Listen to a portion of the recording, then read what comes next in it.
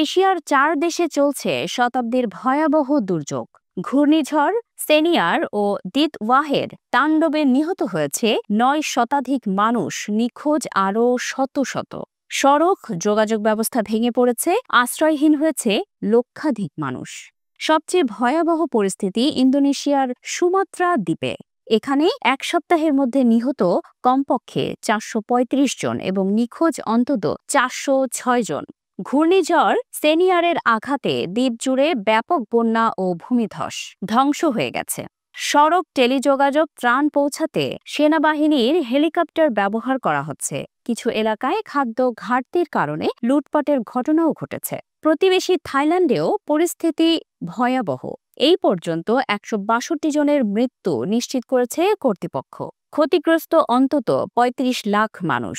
বন্যায় বিচ্ছিন্ন বহু অঞ্চল, বিদ্যুৎ, মোবাইল নেটওয়ার্ক ও সড়ক যোগাযোগ অচল। তবে স্থানীয় কর্তৃপক্ষ জানিয়েছে পানি নামা শুরু করেছে এবং ধীরে ধীরে পুনরুদ্ধার কাজ চলছে। ঘূর্ণিঝড় দিতওয়াহের আঘাতে তছনছ করেছে শ্রীলঙ্কা।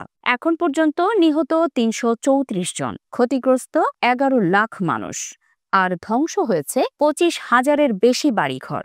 ১,৪৭,০০০ মানুষ আশ্রয় কেন্দ্রে ঠাঁই নিয়েছে। পরিস্থিতির ভয়াবহতায় দেশ জুড়ে ঘোষণা করা হয়েছে জরুরি অবস্থা।